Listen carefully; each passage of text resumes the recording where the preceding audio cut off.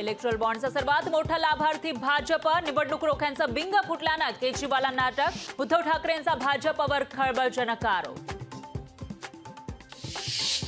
मोदींकडून लोकसभा निवडणुकीमध्ये मॅच फिक्सिंगचा प्रयत्न. ईव्हीएम शिवाय भाजप 200 पारही होऊ शकत नाही. राहुल गांधींचा भाजपवर हल्लाबोल.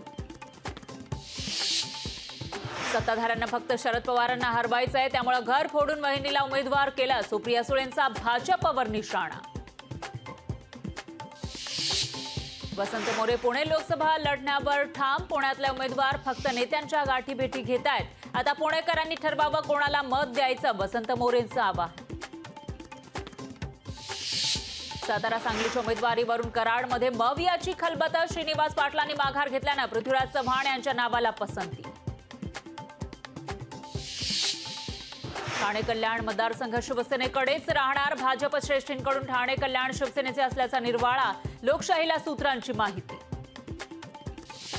माजी आमदार हर्षवर्धन जाधव लोकसभेच्या रिंगणात. हर्षवर्धन जाधव लढणार अपक्ष निवडणूक.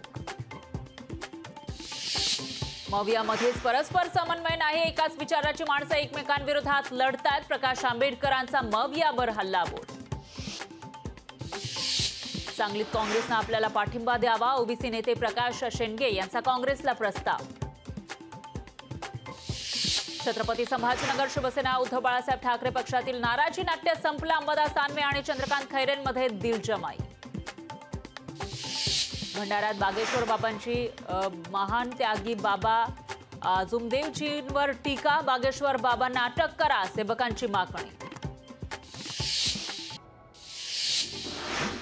मंगलमय कार्यक्रमात वाचाळवीरांवर बोलणं योग्य नाही. शिवाजीराव आढळराव पाटलांची अमोल कोल्हेंवर टीका.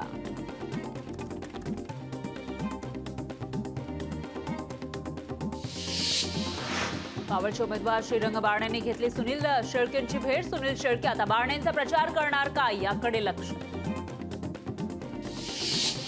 लघु सिंचन घोटाळ्याचा अखेर 33 वर्षांनंतर निकाल. आरोपी भास्कर वाघ आणि सखाराम वसावे दोघांना शिक्षा, तर पुराव्यांअभावी 7 जण निर्दोष. सोलापूर लोकसभेचे भाजप उमेदवार राम सातपुते यांनी कार्यकर्त्यांसोबत जेवणाचा लुटला आस्वाद. युथ संवाद कार्यक्रमात जेवणाचा घेतला आस्वाद.